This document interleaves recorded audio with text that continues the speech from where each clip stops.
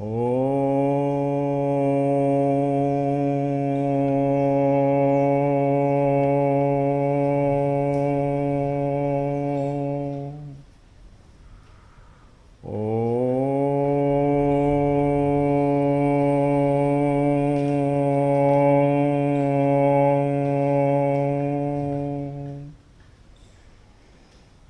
गुरु श्री गुरु शरणम। ओम नमो नारायणाय तुभ्यं नमस्तुते। लोका समस्ता सुखिनो भवन्तु। एमबीसी टीवी माध्यम रे एक सुदूर प्रसारी कार्यक्रम भाव रे लोका समस्ता सुखिनो भवन्तु। सनातन धर्मर यह एक सर्वविदित सर्वजन आदृत एक वाणी अटे। यह वैदिक शास्त्रर एक प्रार्थना कहले अत्युक्ति हेब नाही, जहाँकि परमार्थ तत्वर एक व्याख्या करिया को जाई कुहा जाइछि। जेउ ब्रह्म एको अहं बहुश्याम प्रजाय, अर्थात एकं एव अद्वितीयं सत् रूप नाम वर्जितम् असीदितं तमोद्भूतं अप्रज्ञातं अलक्षणम् अपर्तक्यं अविज्ञेयं प्रसुप्तमिव सर्वतः। सर्वप्रथमे जेउ परम ब्रह्म परमात्मा पूर्वरु आलोचना करा जाइछि, जो परम ब्रह्म परमात्मा असीदितं तमोद्भूतं अप्रज्ञातं अलक्षणं, जहाँ को कहीं जानी नथिले, अलक्षण तांकर कोनोसी लक्षण नाही जे कोनोसी लक्षण द्वारा तांको बुझी हेबो बा जानी हेबो, एवं प्रसुप्त अर्थात से सर्वत्र व्याप्त भावरे विद्यमान अछंती, जे कि कहउचंती अशीर सोमाकार भमाशेषाकार संस्थितम अजस्र उच्चरंतं स्वम तमात्मानम् उपास्महे। अशीर जार मस्तक नाही, जार हस्तपद नाही, अशीर सोमाकार भमाशेषाकार एवं अजस्र उच्चरंतं स्वम, जे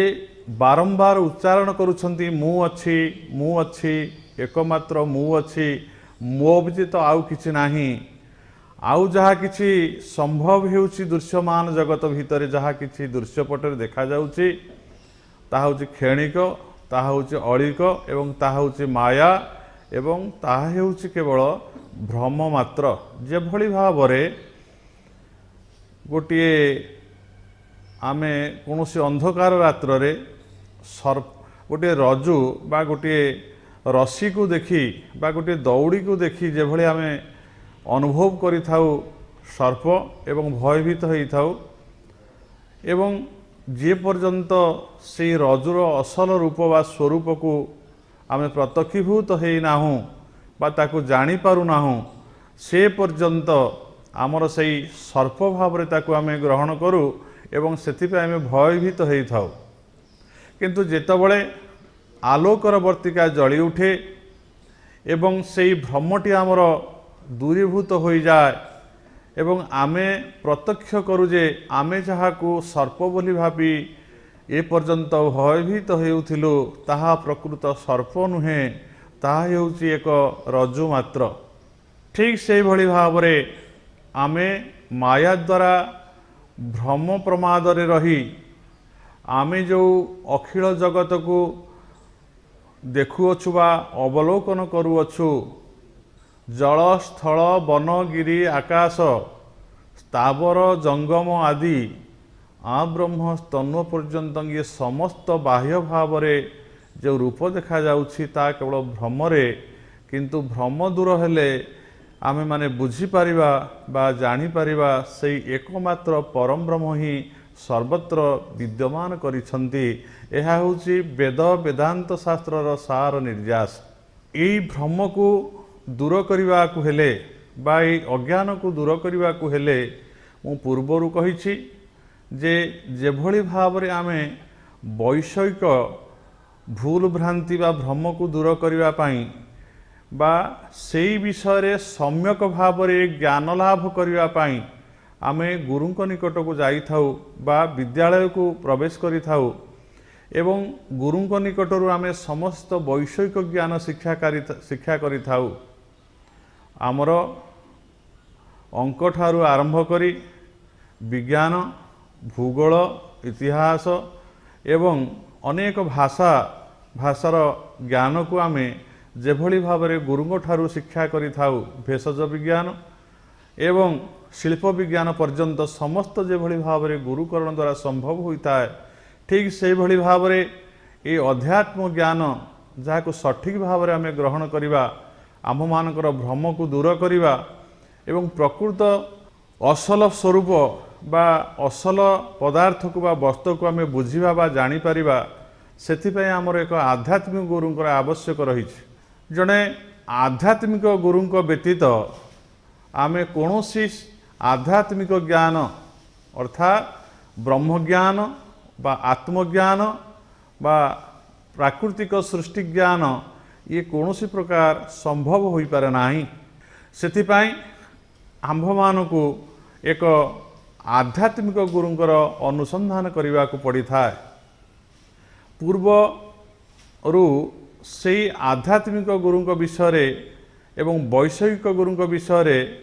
ସାମାନ୍ୟ ଭାବରେ ଆଲୋଚନା କରାଯାଇଅଛି। ଆମେ ଚେଷ୍ଟା କରିବା ସେହି ବିଷୟରେ ଆମର ଶାସ୍ତ୍ର ପୁରାଣମାନେ କ'ଣ କ'ଣ କହିଛନ୍ତି ଏବଂ ପୂର୍ବ ଶାସ୍ତ୍ରଜ୍ଞ ପଣ୍ଡିତ ଗୁରୁବର୍ଗମାନେ ସେ ବିଷୟରେ କ'ଣ ଆଲୋଚନା କରିଛନ୍ତି ସର୍ବପ୍ରଥମେ ବୁଝିବାକୁ ପଡ଼ିବ। ଆମ୍ଭମାନଙ୍କର ସନାତନ ଧର୍ମରେ ବା ହିନ୍ଦୁ ଧର୍ମରେ ସର୍ବାଦୌ ଗୁରୁକରଣ କର୍ତ୍ତବ୍ୟ ଏବଂ ଆମେ ଆଜି ଏ ବିଶ୍ୱରେ ଯାହା କିଛି ସମ୍ଭବ ହେଇଛି ବୈଷୟିକ ବିଦ୍ୟା ଦ୍ୱାରା ଆମେ ଯେତେ ଉନ୍ନତ ହେଇଛେ ତାହା କେବଳ ଗୁରୁ ଶ୍ରେଣୀଙ୍କ ଦ୍ୱାରା ବା ଗୁରୁଙ୍କ ଠାରୁ ବିଦ୍ୟା ଲାଭ କରି ଆମେ ସେଥିରେ ପାରଙ୍ଗମ ହୋଇ ବ୍ୟୁତ୍ପତ୍ତି ଲାଭ କରି ଆମେମାନେ ସଂସାରକୁ ପରିପୁଷ୍ଟ କରିଅଛେ। ବିନା ଗୁରୁରେ ବା ଗୁରୁଙ୍କ ବିନା ସେ ଶିଳ୍ପ ବିଜ୍ଞାନ ହେଉ, ଭେଷଜ ବିଜ୍ଞାନ ହେଉ ବା ନୃତ୍ୟ ଗୀତ ଆଦି ହେଉ, ଯେକୌଣସି ଜ୍ଞାନ ଲାଭ କରିବାକୁ ଯଦି କେହି ଆଗ୍ରହ ପ୍ରକାଶ କରେ ବା ସେଥିରେ ବ୍ୟୁତ୍ପତ୍ତି ଲାଭ କରିବାକୁ ଇଚ୍ଛା କରେ, ସେ ଯଦି କୌଣସି ଗୁରୁଙ୍କ ନିକଟକୁ ନ ଯାଇ ଆପେ ଆପେ ଶିକ୍ଷା କରିବାକୁ ଚେଷ୍ଟା କରେ, ତାହା ହୁଏତ ଭ୍ରମ ପ୍ରମାଦ ହୋଇପାରେ ବା ସେ ଶେଷ ସିଦ୍ଧାନ୍ତରେ ପହଞ୍ଚି ନପାରି ଅର୍ଦ୍ଧରେ ବା ମଧ୍ୟରେ ତାହା ନଷ୍ଟ ହୋଇଯାଇପାରେ ବା ତାହା ବିପଦଗାମୀ ହୋଇପାରେ, ଠିକ୍ ପଥରେ ତାହା ପରିଚାଳିତ ହୋଇପାରିବ ନାହିଁ। ସେଇଥିପାଇଁ ଆମେ ଏଇ ଯେଉଁ ଚ୍ୟାନେଲ ମାଧ୍ୟମରେ MBC ଚ୍ୟାନେଲ ମାଧ୍ୟମରେ ଆମର ମୂଳ ଲକ୍ଷ୍ୟ ହେଉଛି ଆମେ ଆମର ସନାତନ ଧର୍ମର ମୌଳିକ ଗ୍ରନ୍ଥ ଯାହା ବେଦ, ବେଦାନ୍ତ, ଉପନିଷଦ ଏବଂ ତାର ସମସ୍ତ ସାରାଂଶ ଯାହା ଭଗବତ ଗୀତା, ଆମେ ସେଇ ଜ୍ଞାନକୁ ଏଠି ଆଲୋଚନା କରିବା ପାଇଁ ପ୍ରୟାସ ହେବା ପୂର୍ବରୁ ଆମେ ସେଇ ଗୁରୁଙ୍କ ବିଷୟରେ ପ୍ରଥମେ ଆଲୋଚନା ବା ଆଲୋକପାତ କରୁଅଛୁ। ପୂର୍ବ ଅଧ୍ୟାୟରେ ଆମେ କିଭଳି ଭାବରେ ଗୁରୁଙ୍କର ଅନୁସନ୍ଧାନ କରିବା ଏବଂ ସେଇ ଗୁରୁଙ୍କ କୃପାରୁ କିଭଳି ଭାବରେ ଆମକୁ ସଠିକ୍ ଭାବରେ ଜଣେ ଆଧ୍ୟାତ୍ମିକ ଗୁରୁ ପ୍ରାପ୍ତ ହେବେ ଏବଂ ଯଦି ଆମକୁ ଆଧ୍ୟାତ୍ମିକ ଗୁରୁ ପ୍ରାପ୍ତ ହୁଅନ୍ତି ତାହେଲେ ଆମେ କିଭଳି ଭାବରେ ସେବା କାର୍ପଣ୍ୟ ଦ୍ୱାରା ଗୁରୁଙ୍କୁ ସନ୍ତୁଷ୍ଟ କରି ତାଙ୍କଠାରୁ ଆମେ ସେହି ବିଦ୍ୟାକୁ ଲାଭ କରିବା ଏବଂ ସେହି ବିଦ୍ୟା ଦ୍ୱାରା ଜନ୍ମ ଜନ୍ମାନ୍ତରର ଯେଉଁ ଆମ୍ଭମାନଙ୍କର ଯେଉଁ ଭ୍ରମ ରହିଛି ବା ଅଜ୍ଞାନତା ରହିଛି ତାକୁ କିଭଳି ଭାବରେ ଆମେ ଦୂରୀଭୂତ କରି ଆମେ ପ୍ରକୃତ ଜ୍ଞାନର ଅଧିକାରୀ ହୋଇପାରିବା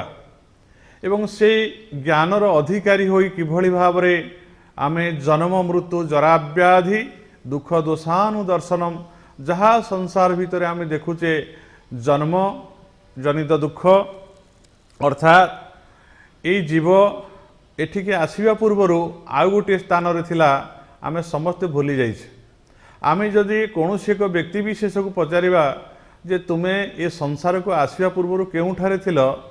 ହୁଏତ ଆଜିର ଶିକ୍ଷିତ ସମାଜରେ केही से विषय आलोकपात करें ना जे मु जन्म होगा पूर्वर केउठारे थिली। किंतु आपण मैंने समस्ते मन रखंतु पूर्वर पूर्वर बहु पूर्वर बा बहु पछरे केउठारे थिले ताहा आलोचना न करी आपण आसिया पूर्वर केउठारे थिले जदि पचरा जाए निश्चिंत भाव में कह जाई परिबो एहा होची चरम सत्य जे मु मातृ गर्भरे थिली। जेभली भाव में यह हूँ एक सत्य जे मु ये जो आज डाक्तर होइछि इंजीनियर होइछि साधु होइछि सन्थ होइछि नृत्यशिल्पी बा संगीतज्ञ बा विभिन्न कला आज कौशली होइछि संसार में प्रतिष्ठा लाभ करिछि। एहा पूर्वरु किंतु मु गोटे जगार थिली ताहा हेउछि पुतिगंधमय एक नाल जेभली भाव में पुतिगंध थाए से भली भाव में सही जगार मु थिली एवं सेठी कौनसी मोर ज्ञान बा बुद्धि विद्या विकसित होई नथिला एवं मु सेठारे पवनर छिटा आलोकर छिटा कौनसी स्पर्श पाउ नथिली। से जो गरम पानी बा से जो गरम होइथिबा शूल बा नाल भांड कुर्मिकीट भांड भितरे मु आखिनाक बंद करी अणनिश्वास होई सेठारे थिली एवं ताहा होती अत्यंत कष्टपूर्ण। मातृगर्भरे जेते कष्ट हुए थिला बेले सूर्यंकर किरण न थाए सेठी ठंडा पवन शीतल पवन न थाए स्वादिष्ट खाद्य किछि न थाए आखि बंद थाए किछि देखा जाउ न थाए अत्यंत निश्वास प्रश्वास विहीन भाव में अत्यंत दुखद भाव में मातृगर्भरे आमे समस्ते थिले। आज ये सृष्टि को आसी अनेक भोगविलास रही आमे समस्ते जेभली भाव में ताहाकु भूली जाइछे ठीक से भली भाव में मातृगर्भ को आसिया पूर्वर आउ आमे मध्य केउठारे थिले ताहार मध्य प्रमाण रही सठिक भाव में ताहाकु आगामी अध्याय रे तार आलोकपात करा जीवो। किंतु सेई मातृगर्भरु आसिला परे जेभली भाव में आमर सेठी कोनोसी ज्ञान नथिला आमे अंधकार गहर भितरे बंदी थिले। एठिकी आसिला परे इह संसार को आसिला परे आमे सूर्यर आलोक देखिले शीतल पवन प्राप्त हेले एवं माँ ठारू स्तन्यपान करी तार स्वाद को अनुभव कले। परवर्ती अवस्था रे विभिन्न खाद्य खाई आमे तार स्वाद पाइले स्पर्श द्वारा शीत उष्ण आदि विभिन्न प्रकार अनुभव कले स्पर्श जनित अनुभव कले। श्रवण इंद्रिय द्वारा आमे विभिन्न प्रकार शब्द शुणी केतळे भयभीत हेलु केतळे पुलकित हेलु बा केतळे आनंदित हेलु एवं चक्षु को उन्मीलन करी आमे ये संसार भितरे सुंदर सुंदर नदी नाल पर्वत एवं सूर्यंकर उदय अस्त एवं आलोक अंधकार आदि सुंदर सुंदर अनेक दृश्य ग्रह नक्षत्र आदि एवं पशुपक्षी आदि भ्रमर ठारू आरंभ करी भ्रमरर गुंजरण ठारू आरंभ करी कोइलीर कुहुतान एवं सेई छिटी छिटिका प्रजापति ठारू आरंभ करी सुंदर सुंदर मयूर पर्यंत पक्षीराजी एवं नानादि प्रकार विराट बड़ समुद्र ठारू आरंभ करी क्षुद्र जलाशय पर्यंत एवं मोर क्षुद्र गृह ठारू आरंभ करी बड़ बड़ अट्टालिका पर्यंत ये विश्व ब्रह्मांड को नाना भाव में आम अवलोकन कलु। विभिन्न प्रकार जानवाहन को अवलंबन करी आमे विभिन्न देशादेशांतर बा दूर दूरांतर को गमन करिपारिलु एवं परिशेष रे आमे ऊर्ध्व को आज उड़ीबा को चेष्टा करी लोकांतर को जीवा पई चेष्टा करूछु ग्रहांतर को जीवा पई चेष्टा अब्याहत रही। आज ये समस्त जो ज्ञान आमे प्राप्त हेलु ताहाकु आमे निश्चिंत भाव में मातृगर्भरे प्राप्त ही नथिलु। एठी जन्म हो सारिला परे धीरे धीरे आमे विद्यालय बा शिक्षालय को जाई कौनसी एक विद्यार्थी भाव में सेठी आमे प्रवेश करी आमे से विद्या को आमर शिक्षा गुरु ठारू बा आचार्य मानक ठारू आमे ताकू शिक्षा कलु एवं आमे आज जने सफल कुशल मनुष्य भाव में आमे आज अनेक अनेक निजे उद्भावन करि पारुछे निजे आमे तैयारी करि पारुछे निर्माण करि पारुछे कौशल प्रदर्शन करि पारुछे। यह संभव होइछि गुरुमान ठारू। परवर्ती अवस्था रे जेतेबेले आमे अनुभव करुछे जे मु जन्म हेबा परे बहुत ज्ञान शिक्षा कली सत किंतु ये गवेषणा भितर ये शिक्षा भितर जीवनर मरणर अवधि मध्यरे मोर जीवन यात्रा करू करू मोर अनेक अवस्थार परिवर्तन हो जाउछि। अर्थात मोर शैशव अवस्था बा शिशु अवस्था बाल्य अवस्था मोर यौवन अवस्था आसिला। यौवन अवस्था परे परे मोर वार्धक्य आसीगला एवं बाल्य अवस्था जो चपलता थिला ताहा यौवन रे परिवर्तन होई नाना स्वप्न आसिला, नाना सिंहरण आसिला, नाना भोग भाग्य उपभोग करिया पे नाना वासना कामना सृष्टि हला। अदम्य इच्छा भितर यौवनटी को परिचालित करू करबा अनुभव करू करू ताहा खूब कम समय भितर ताहा नष्ट हो गला बा लुप्त हो गला, गुप्त हो गला, ताहा प्रकाश पाइला नहीं। धीरे धीरे वार्धक्य आसिला। चक्षु को भल भाव में देखा जाऊ नाही, कर्ण को शुणा जाए नाही एवं बाक्स्फुरण भल भाव में होई पारे नाही। हस्तपद थरिवा को लागे एवं सही समय अत्यंत मर्मदूत अवस्था। सही अवस्था परे परे धीरे धीरे मनुष्य मृत्यु आड़ को गति करे। सेतले मनुष्य चिंता करुछि जे मु अनेक गवेषणा करिछि, अनेक विद्या लाभ करिछि, एते कथा करि सारला परे मु करिथिबा सेही आकाश रे उड़िया पई व्योमयानटी एठी थुआ हेछि मोर अपेक्षा एवं मु एठू भूतल रे यात्रा करिया पई जो जानर आवश्यक ताहा मो पाखरे अछि एवं समुद्र पथरे बा जल पथरे जीवा पई मो पई जो आवश्यक रहिछि जानर ताहा मध्य समुद्र रे अपेक्षारत एवं मु अर्थ बा प्राचुर्य जहा को मु मो जीवन काल भितर जहा को मु कमेइछि बा जहा मु लाभ करिछि ताहा सब सेठारे रहिछि। धीरे धीरे मु ये संसार को छाड़ी चली जीवी। मु जहा को सब निर्माण करछि ताहा मु कार्य रे लागिवो नाही बा मु यहाँ को किछि नेई करी सांगरे जाई परिबे नाही। एई भली जेतेबेले चिंताटी आसे सेतेबेले स्वतः मन को आसे जे एते विद्या लाभ करी जहा मु अर्जन कली जहा को मु नेई परिबे नाही बा जावत जीवन पर्यंत जहा को भोग बा उपभोग करि परिबे नाही। सेही पदार्थ पछरे एते समय नष्ट करी प्रकृत रे जेभली भाव रे मो मातृगर्भ एठिके आसिली से भाव मातृगर्भ पूर्वर केउठारे थिली बा यही इह संसार विदाय नेबा परे पुनराय मु केउठा को पुणी जीवी एवं सेठिकी गले प्रकृत से स्थानटे किभली ताहा कौन से मातृगर्भ भली ना ताहा दुखदायक कष्टदायक ना आनंददायक से जीवन यात्रा पथरे किभली भाव से पथ को अतिक्रम करी यही कथा चिंता करू करू से ज्ञान को प्राप्त होगापाई जे ये शरीर भितर मु किए शरीर परिवर्तन रे प्रकृति रे कौन मोर परिवर्तन हुए कि बा ये शरीर को त्याग करी मु जेतबेले शरीर को त्याग करी चली जाए से पुनराय फेरे अन्य एक शरीर ग्रहण करे कि बा मु केउठारे बा केउ राज्य रे रहे सेठारे केउ शरीर मते धारण करिया को पड़े इत्यादि इत्यादि ज्ञान को लाभ करिया पई जेतबेले मनुष्य मन रे आग्रह बा जिज्ञासा आसे एवं सेही ज्ञान को लाभ करिया पई जो ज्ञान आवश्यक रही कह जाए आध्यात्मिक विद्या बा आध्यात्मिक ज्ञान। से आध्यात्मिक विद्या बा आध्यात्म ज्ञान लाभ करने को हेले जड़े ब्रह्मविद बा आध्यात्मिक विद जे आध्यात्म विज्ञान रे बा आध्यात्म ज्ञान रे उद्भासित होइछंती एवं निर्विशेष आत्मज्ञान बा ब्रह्म ज्ञान रे उद्भासित होई जे संपूर्ण भाव रे तांको अवगत अछंती। तस्मात् गुरु प्रपद्यन्ते जिज्ञासु श्रेयमुत्तमं शब्द परेश निस्नात ब्रह्मणुपसमाशयम्। तस्मात् गुरु प्रपद्यन्ते अर्थात जड़े से आध्यात्मिक विज्ञानी बा आध्यात्मिक ज्ञानी गुरु को अनुसंधान करने जितेबाला जाए तस्मात् गुरु प्रपद्यन्ते जिज्ञासु जिज्ञासु माने जी से ज्ञान लाभ करने अभिलाषी जी से ज्ञान को प्राप्त होगापी प्रयासी जहाँ मन रे प्रबल आकांक्षा होइछि जे शरीर भितर मु किए अच्छी शरीर परिवर्तन रे मोर परिवर्तन हुए कि नाही एवं शरीर सीना नष्ट हो जाए मु किए थिली एवं किए शरीर छाड़िकी गली एवं केउठारे मोर बास मु केउठारे रहिबी बा मोर यात्रा एमती केते दिन पर्यंत बा केते जुग पर्यंत चलीथिबो ये कष्टर प्रकृत बा सुख बा दुखर शेष अछि कि नाही एई कथा जानिया पाई से एक आध्यात्म तस्मात् गुरु प्रपद्यन्ते जिज्ञासु यही अभिलाषित प्राणीटी बा व्यक्तिटी जिज्ञासु श्रेय उत्तमम उत्तम अर्थ जड़े उत्तम गुरु पाखक से जीव से गुरु केमिति आइथिबे ना से कहउचंती जे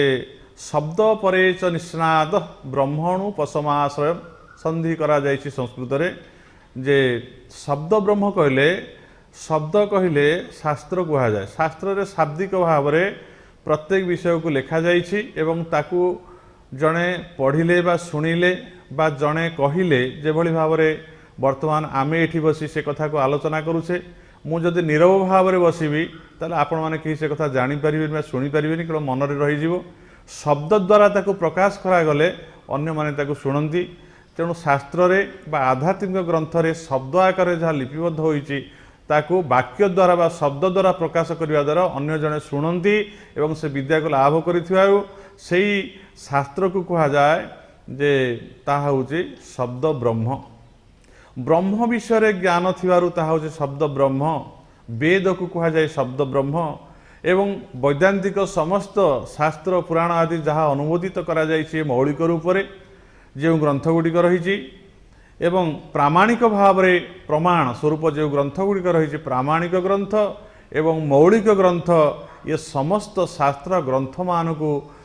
कहा जाए जे शब्द ब्रह्म बोली शब्द परेच निष्णात ब्रह्मणु पशमाशय शब्द ब्रह्म रे निष्णात शास्त्र रे निपुण एवं परम ब्रह्म को जे अवगत होई सेठारे विश्राम करिसंती से कहा जाए ब्रह्मवीति ब्रह्मी भवती बा सही गुरु होचंती आध्यात्मिक विद्या प्रदान पाई उपयुक्त आज समय हो जाइथिबारु आज आमे आमर यही कथा को बा जो गुरुंकर कथा बा गाथा जीव पाई जहाँ होची अत्यंत उपाय देवा श्रेय आज आमे एठारे ताकू रखुचे पुणी परवर्ती अध्याय रे आमे एई कथा आमे जेउठी रखुचे पुणी सेठार आरंभ करिबा आसंतु आम मैंने समस्ते एकत्रित होई आम जीवन को सफल करने आध्यात्मिक विद्या को लाभ करने आम ये जो सत्संग बा जो ज्ञान या ग्रहण करने समस्ते प्रयासी हवा लोका समस्ता सुखिन भवन्तु ओम शांति ओम शांति ओम शांति।